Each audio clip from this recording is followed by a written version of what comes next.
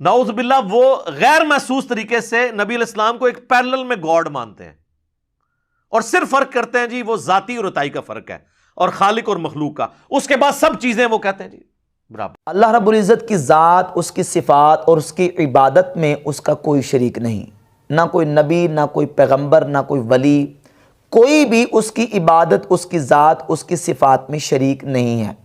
اور جو کوئی اللہ رب العزت کی ذات، صفات اور اس کی عبادت میں کسی کو شریک ٹھہرائے، پکا مشرک اور کافر ہے، اس کا اسلام کے ساتھ کوئی تعلق نہیں۔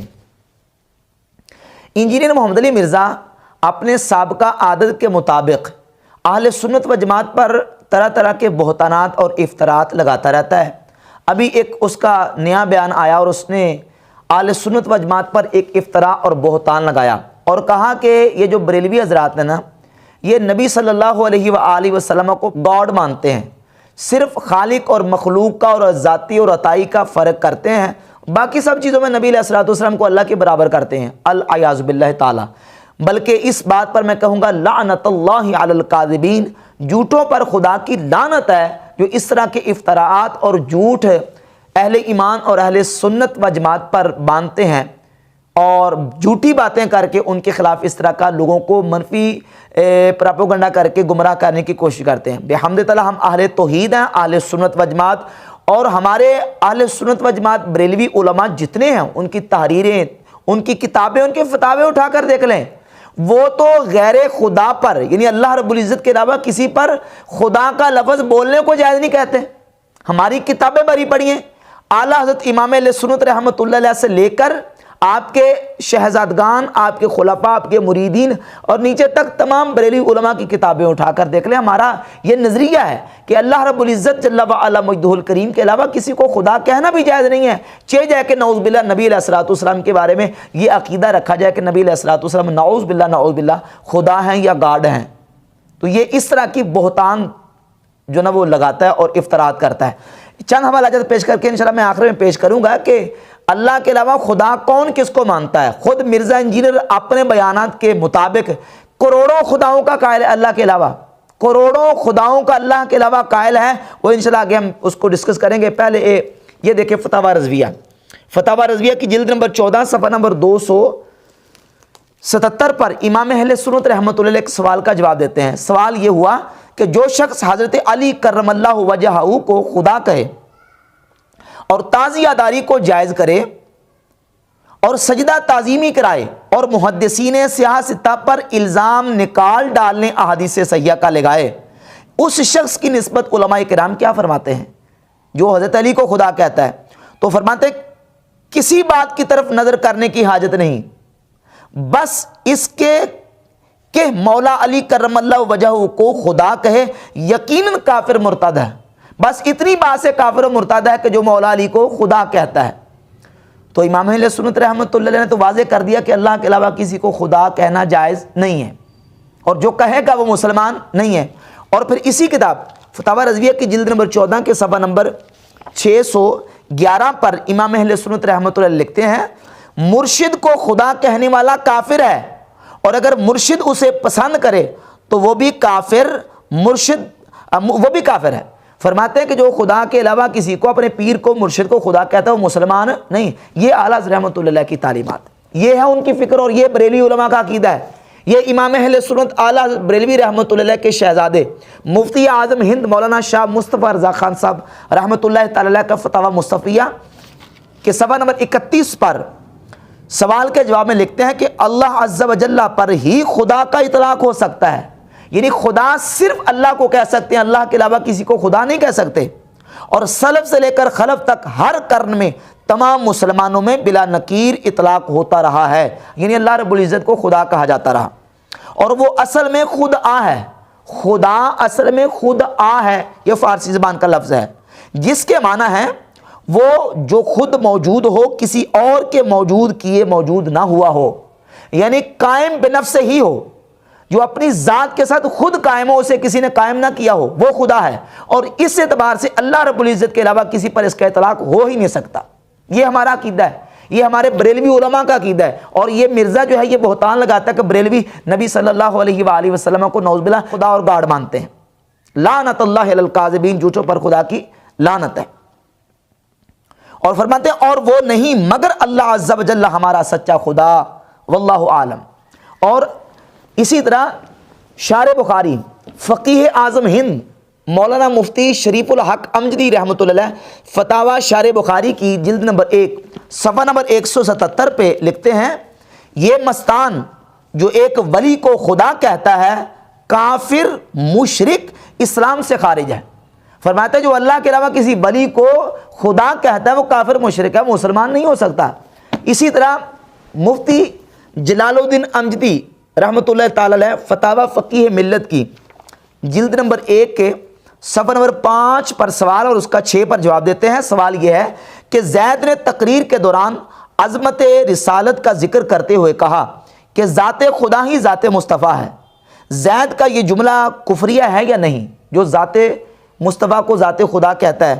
تو اس کا جواب لکھتے ہیں صفحہ 6 پر، جملہ مذکورہ صریح کفر ہے، زید پر توبہ، تجدید ایمان اور تجدید نکاح لازم ہے جو اللہ رب العزت کے علاوہ کسی کو خدا کہتا ہے۔ یہ ہیں بریلوی علماء، اور یہ بہتان لگاتا ہے کہ بریلوی نبی علیہ الصلوۃ والسلام کو گاڑ یا خدا کہتے ہیں، الیاذ باللہ تعالیٰ۔ اب آتے ہیں اس کے اپنے جملے کی طرف، ہم پہ بہتان لگاتا ہے کہ یہ بریلوی نبی علیہ الصلوۃ والسلام کو گاڈ اور خدا مانتے ہیں، نعوذ باللہ، اور اپنا عقیدہ کیا ہے؟ اپنا فاسد اور باطل اور شرکی اور کفری عقیدہ اس نے کئی اپنے بیانات میں پہلے بھی بیان کیا ہے۔ کہتا ہے کہ اللہ رب العزت کہتا ہے کہ تم مجھے اپنی 60 سالہ زندگی دے دو تو میں تمہیں اس کے بدلے میں جنت میں منی گاڈ منی خدا بنا دوں گا، نعوذ باللہ تعالی۔ ایک خدا جو ساری چیزوں کا مالک ہے اور وہ اکیلا اور یکتا ہے، وہ آپ کو یہ آفر دیتا ہے کہ صرف یہ 60 سال کی زندگی مجھے دے دو تو میں ایک منی خدا بنا دوں۔ سر وہ آپ کو ایک منی خدا بنانے والا ہے۔ یعنی اللہ رب العزت بندوں کو کہتا کہ بندو تم 60 سال کی اپنی زندگی مجھے دے دو، 60 سال میرے کہنے کے مطابق اپنی زندگی گزارو، میں تمہیں جنت میں خدا بنا دوں گا، منی خدا منی گاڈ بنا دوں گا۔ یقیناً یہ کلمہ کفریہ اور شرکیہ جملہ ہے، اس کا اسلام کے ساتھ کوئی تعلق نہیں۔ اللہ رب العزت کی ذات کے علاوہ کوئی خدا نہیں ہے، نہ منی نہ لارج نہ سمال نہ میڈیم، کوئی بھی نہیں، اللہ کے علاوہ کوئی نہیں ہے۔ بس اللہ ہی خدا جو قائم بنفس ہی ہے، وہ صرف اللہ کی ذات، اللہ رب العزت کے علاوہ کوئی بھی نہیں ہے۔ اب یہ شرکیہ اور کفریہ اس نے جملہ بولا، اور اس شرکیہ اور کفریہ جملے کو بول کے پھر اس کو ڈیفینڈ بھی کرتا ہے۔ ابھی نئے بیان میں اس نے یہ بیان دیا ہے کہ وہ جی میں نے کہہ دیا تھا کہ وہ اللہ رب العزت جو نا وہ تمہیں جنت میں منی گاڈ اور منی خدا بنائے گا، تو انہوں نے جناب چوہے چھوڑنے شروع کر دیے۔ تو مرزا جی لوگوں نے چوہے نہیں چھوڑنے شروع کیے، تم نے کفریہ جملے بولنے شروع کر دیے ہیں، تم نے شرکیہ جملے بولے ہیں۔ اب کفریہ شرکیہ جملے تم بولو تو کیا اہل علم تمہاری گرفت بھی نہ کریں؟ کیا تمہارے ان کفریہ اور شرکیہ جملوں پہ لوگ خاموش رہیں، چپ تماشائی بنے بیٹھے رہیں؟ تو اب یہ ہے کہ یہ اس طرح کی باتیں کر کے ٹال مٹول کر کے اپنے فالورز کو مطمئن کرنے کی کوشش کر رہا ہے۔ یقیناً اس نے جو جملہ بولا ہے وہ شرکی اور جملہ کفریہ جملہ ہے۔ اور اچھا یہاں یہ بات بھی یاد رہے کہ اب یہ کہتا جی وہ جنت میں اللہ رب العزت بندوں کو جو نا وہ کن کا تصرف دے گا، یعنی بندہ جنت میں اپنی جنت کو خود پیدا کرے گا، تخلیق کرے گا، جنت کو خود تخلیق کرے گا، اپنی جنت کو پیدا کرے گا، اور کون کہے گا تو کون کہنے سے ہو جائے گا۔ تو اللہ تعالیٰ جنت میں اپنی صفتیں دے گا، بندے کو اپنی صفات دے گا۔ تو اس لیے میں نے کہا کہ جنت میں جو نا بندے کو اللہ رب العزت منی گاڈ اور منی خدا بنائے گا۔ حالانکہ اگر اللہ رب العزت جنت میں کسی بندے کو یہ شان اور تصرف دیتا ہے تو اس کا نعوذ باللہ یہ ہرگز مطلب نہیں بنتا کہ بندہ خدا بن جاتا ہے، الیاذ باللہ تعالیٰ۔ اچھا یہی بات اگر کوئی بندہ یہ کر دینا کہ اللہ تعالیٰ ولیوں کو دنیا میں یہ تصرف اور طاقت دیتا ہے اور دی ہے اس نے کہ وہ کن سے کسی چیز کو کہتے ہیں تو وہ ہو جاتی ہے، اور صفت تکوین اللہ نے بندوں کو عطا کی ہے تو فوراً کہے گا کہ یہ شرک ہے، یہ تو اللہ کے برابر کرتے ہیں، اللہ کے کہتا برابر کرتے ہیں۔ حالانکہ شرک ہمیشہ شرک ہوتا ہے۔ شرک جو ہے وہ یہ نہیں ہوتا کہ پہلی امتوں میں شرک توحید ہو اور اب آ کے شرک ہو جائے، یا اب آ کے شرک پہلے توحید تھا، یا دنیا میں ایک چیز جو وہ شرک ہو اور آخرت میں جا کے وہ توحید بن جائے۔ نہیں، شرک ہر حالت میں، ہر عالم میں، ہر جگہ پہ شرک ہوتا ہے۔ اگر جنت میں مومنین کو اللہ تکوین کی صفت دے تو شرک نہیں ہوتا، اگر یہی صفت اللہ رب العزت بندوں کو دنیا میں عطا کر دے تو پھر شرک کیسے ہوگا؟ یہ تو نہیں کہ جنت میں وہ چیز توحید ہے اور دنیا میں آ کے وہ شرک ہو گئی یا دنیا میں وہ شرک بن گئی، نہیں، شرک شرک ہے اور توحید توحید ہے، یہ نہیں ہے کہ ایک جگہ پہ شرک توحید اور توحید جو ہے نا وہ شرک بن جائے۔ اور یہ اللہ رب العزت نے اپنے بندوں کو دنیا میں طاقت عطا کی ہے۔ سورۃ النمل کی آیت نمبر 40 اٹھا کر دیکھ لیں۔ سلیمان علیہ السلام کی بارگاہ میں آصف بن برخیہ جو سلیمان علیہ السلام کے منشی اور کاتب تھے، انہوں نے کہا کہ قال الذی عنده علم من الکتاب انا آتیک بہ قبل ان یرتد الیک طرفک، کہ اے جناب سلیمان میں آپ کی بارگاہ میں ملکہ بلقیس کا تخت لے کے آؤں گا آپ کی آنکھ جھپکنے سے پہلے۔ اب یہ جو آنکھ جھپکنے سے پہلے تخت سلیمان علیہ السلام کی بارگاہ میں لائے ہیں، یہ کس شان سے لے کے ہیں، کس قدرت سے؟ وہی صفت تکوین سے، اللہ رب العزت نے جو انہیں شرف عطا فرمایا تھا۔ تو یہ تو اللہ بندوں کو دنیا میں بھی عطا کرتا ہے، اور بغیر اسباب ظاہری کے سلیمان علیہ السلام کے منشی اور کاتب آصف بن برخیہ نے وہ تخت پیش کیا سلیمان علیہ السلام کی بارگاہ میں۔ اور یہاں اس بات کی وضاحت بھی کر دوں، مرزا اپنے مقصد کی بات جہاں سے اس کو ملے ڈھونڈ کے وہاں سے تلاش کر کے لے کے آتا ہے۔ اسی ملکہ بلقیس کے تخت کے والے سے اس نے بیان دیا، تو اب اس نے تفسیر کبیر کا سہارا لے کے اپنے عقیدے کو ثابت کرنے کی کوشش کی، جبکہ صحابہ کرام اور تابعین سے یہ باقاعدہ تصریحات موجود ہیں کہ قال الذی عنده علم من الکتاب، یہ جو قالا کا فاعل وہ شخص ہے، وہ آصف بن برخیہ سلیمان علیہ السلام کی امت کے جو ہے وہ ولی اور سلیمان علیہ السلام کے کاتب اور منشی تھے۔ یہ ہے امام ہبۃ اللہ اللالکائی المتوفی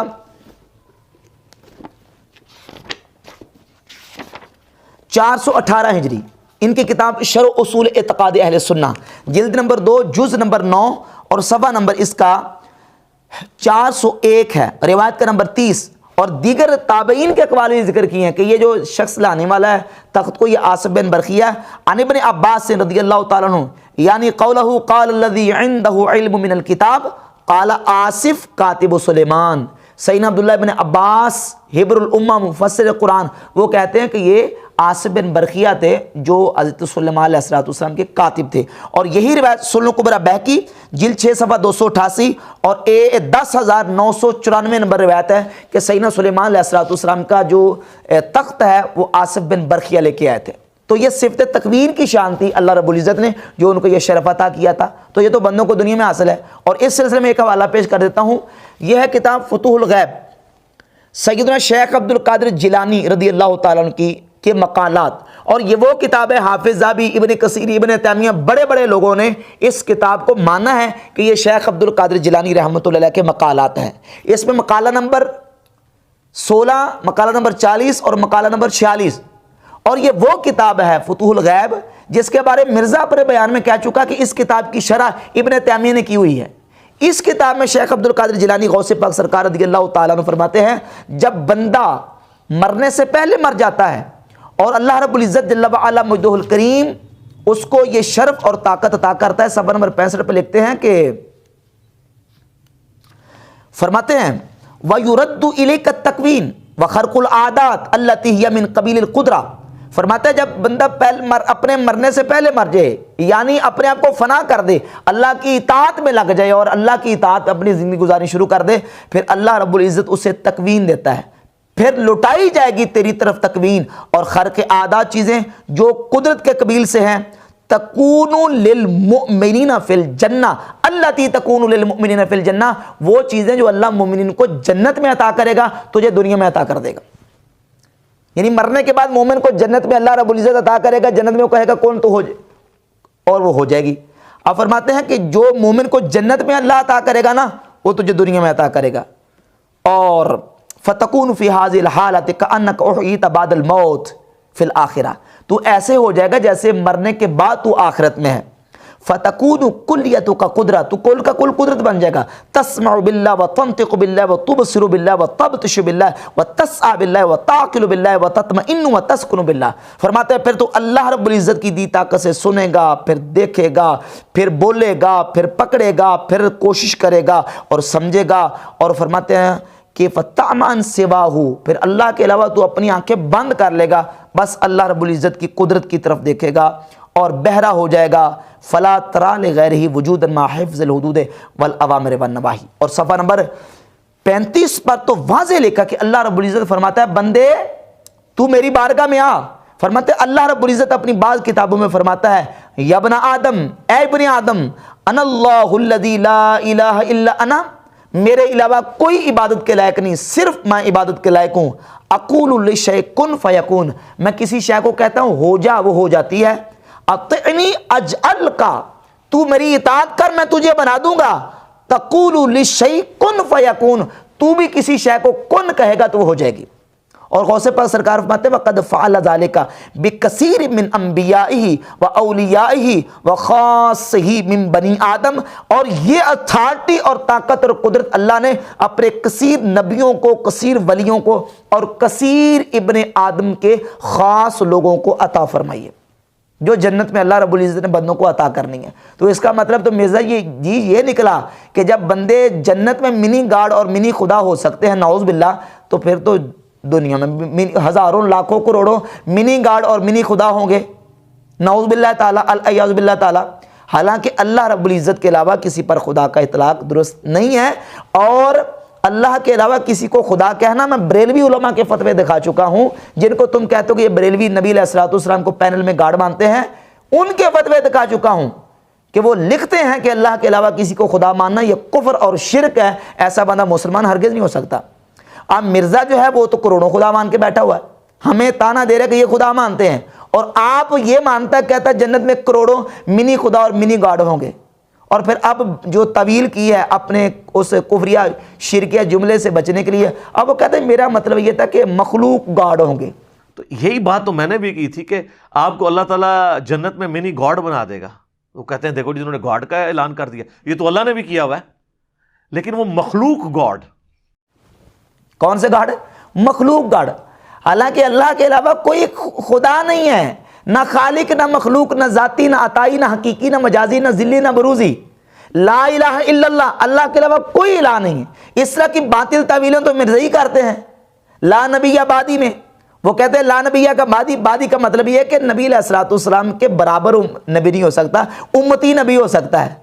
اور اسی طرح کی مرزا طویلیں کر رہا ہے کہ خالق گاڈ نہیں ہو سکتا، مخلوق گاڈ ہو سکتا ہے، مخلوق خدا ہو سکتا ہے۔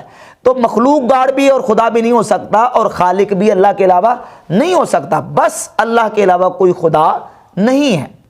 اور اب پھر اس سے بچنے کے لیے ایک اور اس نے بھی جناب وہ ہیلا کیا اور تعویل کرنے کی کوشش کی ہے، اور کہا یہ دیکھیں قرآن مجید میں اللہ رب العزت فرماتا ہے لو کان فیہما آلہۃ الا اللہ لفسدتا، اگر زمین و آسمان میں اللہ کے علاوہ کوئی الہ ہوتا تو زمین و آسمان میں فساد برپا ہو جاتا۔